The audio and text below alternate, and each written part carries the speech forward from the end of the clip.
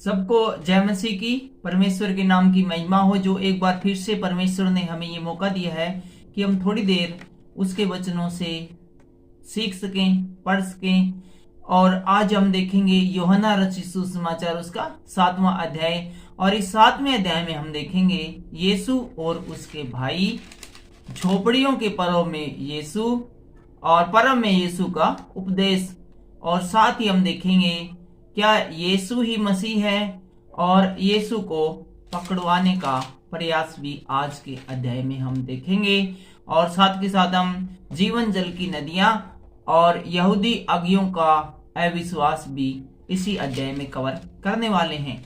तो आइए जल्दी से शुरू करते हैं यूहन्ना रचित सुसमाचार उसका 7वें अध्याय की पहली आयत। यीशु और उसके भाई। इन बातों के बाद यीशु गलील में फिरता रहा। कौन सी बातों के बाद?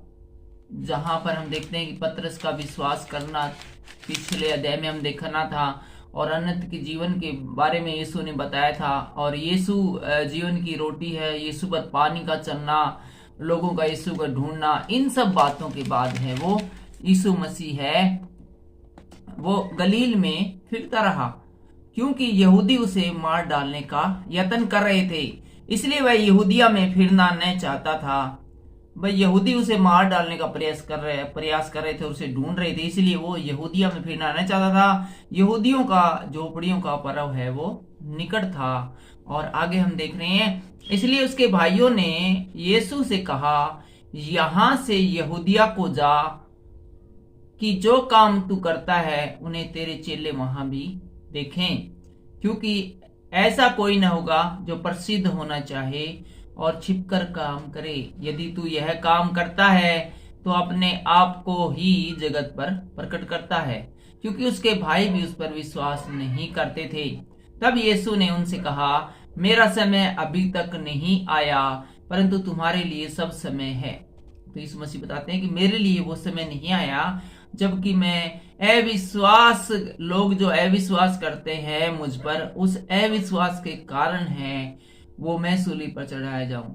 मैं बहुत सी बार एक बात मैंने देखी और महसूस की है कि लोगों के अविश्वास के कारण या लोगों की मूर्खता के कारण उसकी सजा तो जो है वो समझदार इंसानों को भुगतनी पड़ती है।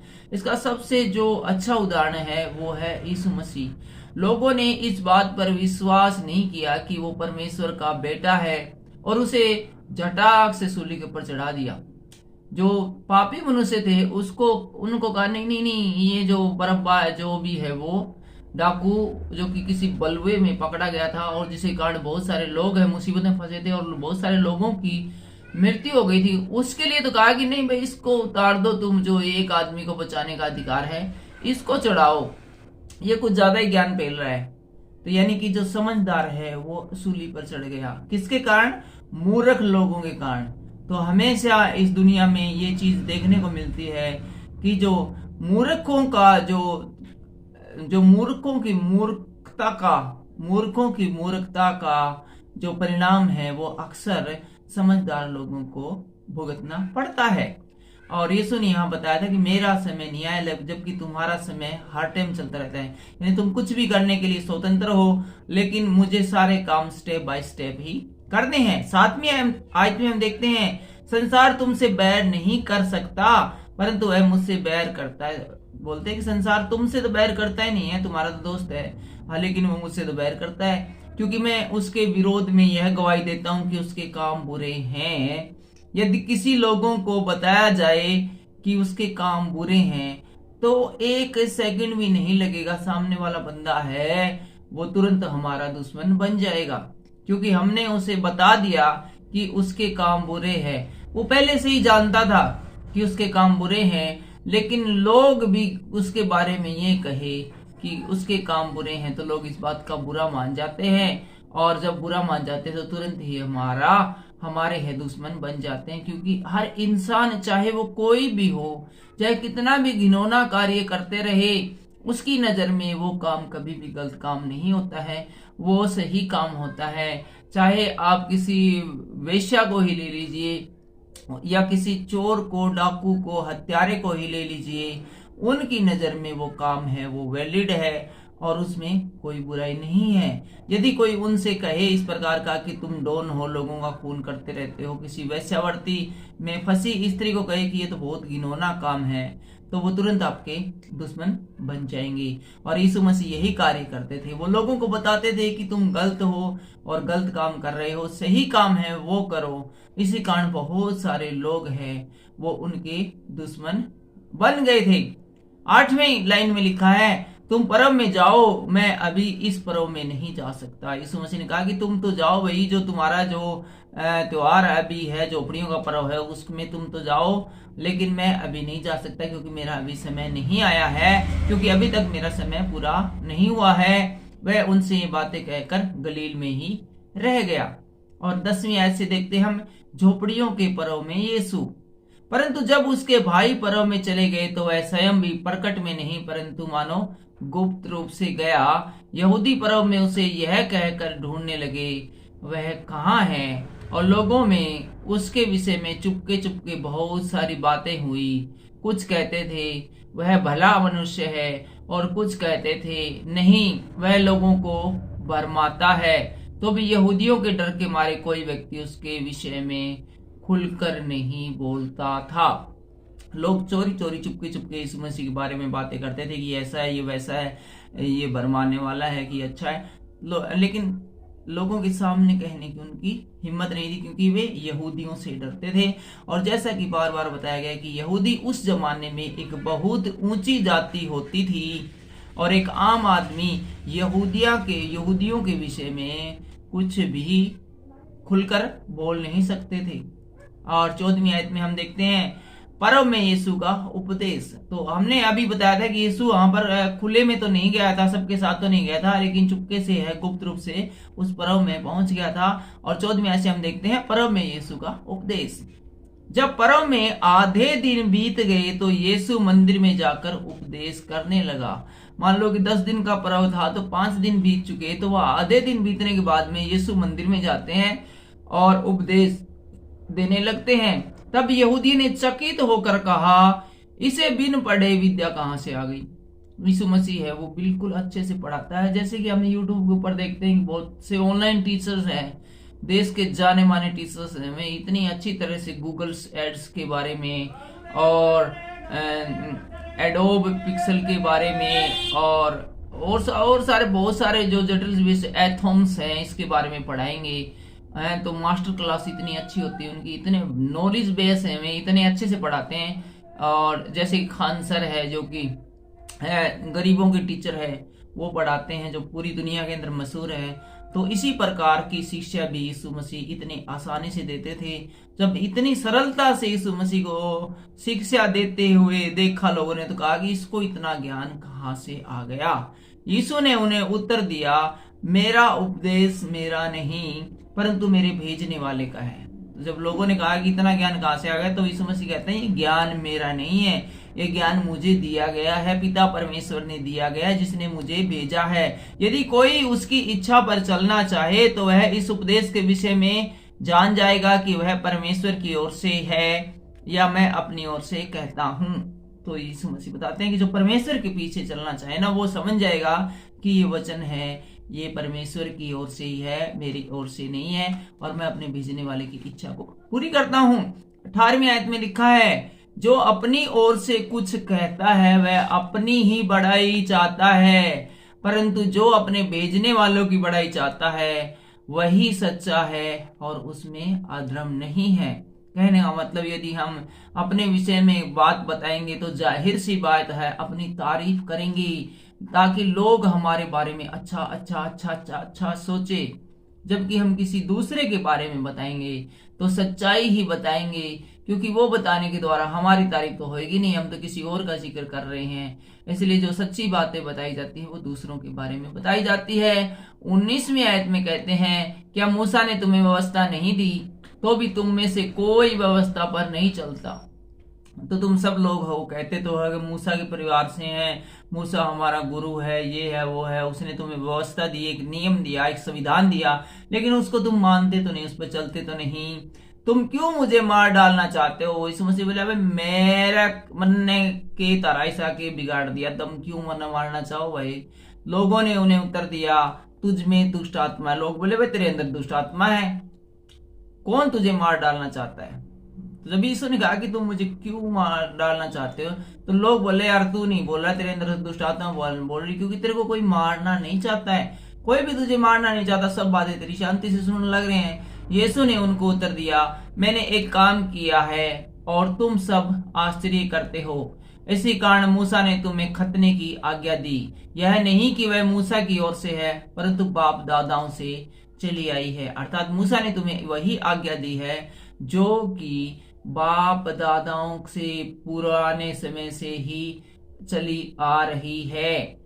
और तुम सब्बत के दिन मनुष्य का खतना करते हो। जब सब्बत के दिन मनुष्य का खतना किया जाता है ताकि मूसा की व्यवस्था की आज्ञा न टल जाए, तो तुम मुझ पर क्यों इसलिए क्रोध करते हो कि मैंने सब्बत के दिन एक मनुष्य को पूरी रीति से चंगा किया। मुंह देखा न्याय न करो, परंतु ठीक ठीक न्याय करो। तो ये बताते हैं कि मूसा ने जो बाप दादाओं से जो रीति चली आ रही थी उसके विषय में कहा कि खतना कराना चाहिए, और सब्बत के दिन तुम विशेष रूप से खतना करवाते हो। तो एक सब्बत के दिन खतना कराते हो ना, और जो बाप दादाओं की रीत चली आ रही है वो तो बात ठीक है, क्योंकि ये बात मूसा ने कही है। लेकिन मैं जब एक बीमार आदमी को जो 48 साल से बीमार है उसको मैं चंगा कर देता हूँ सब्बत के दिन, तो वो गलत है। तो ये क्या भाई, तुम एक न्याय कुछ कर रहे हो और दूसरा न्याय कर रहे कुछ कर रहे हो। तुम तो मुंह देखा न्याय कर रहे हो। जो सही जो चीज है, सही न्याय है, ठीक न्याय है, वो तुम करो।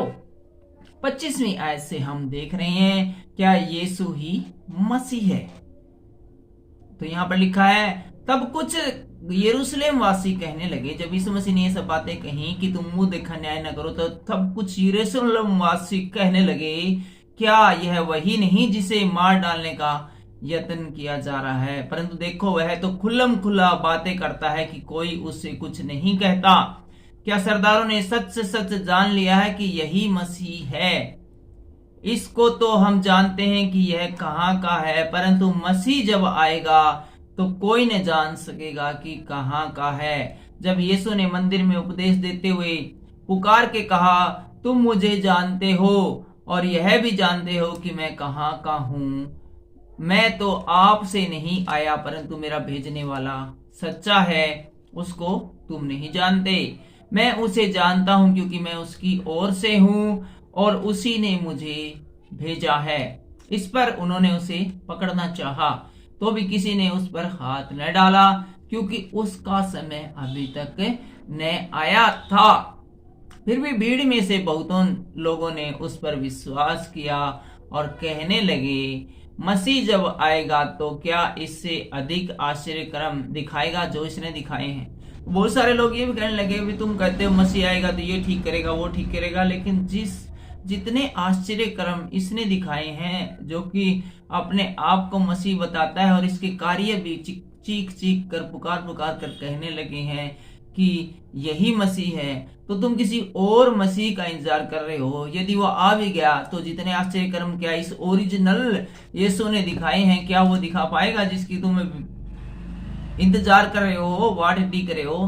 क्योंकि जब यीशु मसीह आ गया है, बोल रहा है मैं यीशु मसीह हूँ, उसके कार्य बोल रहे हैं मैं यीशु मसीह हूँ, तुम उस यीशु पर विश्वास नहीं कर रहे हो और एक और यीशु का इंतजार कर रहे हो, कहते वो आएगा। लेकिन वो आ भी गया तो क्या वो इतने आश्चर्य कर्म कर पाएगा? 32वीं लाइन में हम देखते हैं यीशु को पकड़ने का प्रयास। फरीसियों ने लोगों को उसके विषय में ये बातें चुपके चुपके करते सुना, और प्रधान याजकों और फरीसियों ने उसे पकड़ने के लिए सिपाही भेजे। यहाँ पर जो सीन देख रहे हैं काफी देर से हम, कि यीशु मसीह को जो है पकड़ने का प्रयास किया जा रहा है। काफी समय से, पिछले कुछ देर से हम देख रहे हैं इस अध्याय में कि हर समय है वो यीशु मसीह को पकड़ने के लिए कुछ न कुछ किया जा रहा है। इस पर यीशु ने कहा, मैं थोड़ी देर तक और तुम्हारे साथ हूँ, तब अपने भेजने वाले के पास चला जाऊंगा। तुम मुझे ढूंढोगे, नहीं पाओगे, और जहां मैं हूं वहां तुम नहीं आ सकते। इस पर यहूदियों ने आपस में कहा, यह कहां जाएगा कि हम इसे नहीं पाएंगे? क्या यह उसके पास जाएगा जो यूनानियों में तितर बितर होकर रहते हैं और यूनानियों को भी उपदेश देकर आएगा। जब यीशु मसीह ने कहा मैं थोड़ी देर तक तुम्हारे बीच में हूँ, उसके बाद तुम मुझे ढूंढोगे नहीं पाओगे, तो इन्होंने सोचा कि यूनान में जाने वाला है जहाँ पर कि हमारे भाई हैं वो तितर बितर होकर रहते हैं, और उन्हें लगा कि यूनान में भी जाकर उन लोगों को जो है प्रचार करने वाला है, यीशु परमेश्वर की महिमा का प्रचार करने वाला है, बाइबल उन्हें पढ़कर सुनाने वाला है। यह क्या बात है जो उसने कही कि तुम मुझे ढूंढोगे परंतु न पाओगे, और जहां मैं हूं वहां तुम नहीं आ सकते। वो बोले भाई ये कौन सी बात करी है, यूनान में तो कोई भी जा सकता है, उड़े जाने खातर तो न किसी वीजा की जरूरत है न पासवर्ड की, और ये कहता है कि तुम मुझे ढूंढोगे नहीं पाओगे। तो लोग थोड़े से यहाँ पर थोड़े कंफ्यूज से नजर आते हैं। 37वीं आयत से हम देखते हैं जीवन जल की नदियां। परव के अंतिम दिन जो मुख्य दिन है, यीशु खड़ा हुआ और पुकार कर कहा, और यहाँ पर हम सीन क्या चल रहा है कि जो झोपड़ियों का पर्व था इसका अंतिम दिन होता है जो कि मुख्य दिन होता है, और यीशु मसीह यहाँ पर खड़े हुए और पुकार कर कहने लगी यदि कोई प्यासा हो तो मेरे पास आए, जो मुझ पर विश्वास करेगा जैसा पवित्र शास्त्र में आया है उसके हृदय में से जीवन के जल की नदियां बह निकलेगी। उसने यह वचन पवित्र आत्मा के विषय में कहा जिसे उस पर विश्वास करने वाले पाने पर थे, क्योंकि आत्मा अब तक न उतरा था, क्योंकि यीशु अब तक अपनी महिमा को न पहुंचा था। तब भीड़ में से किसी ने ये बातें सुनकर कहा सचमुच यही वह भविष्यवक्ता है। दूसरों ने कहा यह मसीह है, परंतु कुछ ने कहा क्यों, क्या मसीह गलील से आएगा? क्या पवित्र शास्त्र में यह नहीं आया कि मसीह दाऊद के वंश से और बैतलम गांव से आएगा जहां दाऊद रहता था? अतः उसके कारण लोगों में फूट पड़ी और उनमें से कुछ उसे पकड़ना चाहते थे, परंतु किसी ने उसको पकड़ने के लिए उस पर हाथ न डाला। और हम आ गए हैं इस अध्याय के अंतिम पड़ाव पर, अर्थात 45वीं आयत में, और यहाँ का शीर्षक है यहूदी अगुओं का अविश्वास। तब सिपाही प्रधान याजकों और फरीसियों के पास लौट आए। उन्होंने उनसे कहा तुम उसे क्यों नहीं लाए? एक बार फिर से इस लाइन को हम पढ़ लेते हैं। हम पढ़ रहे हैं यहूदी अगुओं का अविश्वास। तब सिपाही प्रधान याजकों और शास्त्रियों के पास लौट आए। सिपाही लौट आते हैं शास्त्रियों और फरीसियों के पास में, तो वो शास्त्री और फरीसी उनसे कहते हैं सिपाहियों से तुम उसे क्यों नहीं लाए? सिपाहियों ने उत्तर दिया किसी मनुष्य ने कभी ऐसी बातें नहीं की। फरीसियों ने उसको उत्तर दिया क्या तुम भी भरमाए गए हो? सिपाही बोले जी जो जिस प्रकार की बातें वो कर रहा है ना यीशु मसीह, ऐसी बातें तो किसी ने की नहीं, बड़े ही अच्छी और मजेदार और शिक्षाप्रद बातें कर रहा है। तो वो शास्त्रीय फरीसी बोले रहा हमने की मतलब की बात करने लायक के नहीं, तारा काम उसने पकड़ के लाना था, तो हमने भेजा था उन्हें पकड़ के लाना, तुमने पकड़ के ले आए तुम भी भरमागे बोले वो भरमाने वाला है, वो लोगों को बहका रहा है, और तुम भी बहक गए। तुम्हारा काम क्या था? उसको पकड़ के लाना, तुम उसको पकड़ के ले आए, कौन उसको ज्ञान लेके आ गए। क्या सरदारों या फरीसियों में से किसी ने भी उस पर विश्वास किया है? तो वे बोले भाई क्या ये बताओ क्या किसी सरदार ने या फरीसी ने उसे विश्वास किया है? परंतु ये लोग जो व्यवस्था नहीं जानते शापित हैं। वो बोले जो व्यवस्था नहीं जानते ना वही लोग विश्वास कर रहे हैं इसके ऊपर, और जो व्यवस्था नहीं जानते वो तो श्रापित है। उनका क्या है? उनको किसी चीज की नॉलेज है को नहीं, वे विश्वास करते रहो ना करो, कौन सा फर्क पड़ा है। निकोदेमुस ने जो पहले उसके पास आया था और उनमें से एक था, उनसे कहा क्या हमारी व्यवस्था किसी व्यक्ति को जब तक पहले उसकी सुनकर जान न ले कि वह क्या कारण है दोषी ठहराती है? तो एक बोला भाई बात तो आपकी ठीक है, लेकिन व्यवस्था भी तो ये कहती है पहले कारण तो जान लो कि उसने क्या दोष किया, उसके बाद ही उसको दोषी ठहराएंगे। व्यवस्था की बात कर रहे हो तो ऐसा कोई कारण तो नहीं कि वो दोषी उन्हें ठहरा इसका। तो उन्होंने उससे उत्तर दिया, शास्त्री फरीसी ने उसको उत्तर दिया क्या तू भी गलील का है? ढूंढ और देख कि गलील से कोई भविष्यवक्ता प्रकट होने का नहीं है। तब सब कोई अपने अपने घर चले गए। यहाँ पर ये 7वां अध्याय खत्म होता है। अगले अध्याय में हम देखेंगे यूहन्ना रचित सुसमाचार उसका 8वां अध्याय, और इस 8वें अध्याय में हम देखेंगे व्यभिचारिणी को समाधान और यीशु जगत की ज्योति और अपने विषय यीशु का कथन, और साथ ही हम देखेंगे सत्य तुम्हें स्वतंत्र करेगा। और अंत में देखेंगे यीशु और अब्राहम। लेकिन ये सब अगले वीडियो में, अगले अध्याय में। फिलहाल के लिए इतना ही। परमेश्वर आपको शांति दे।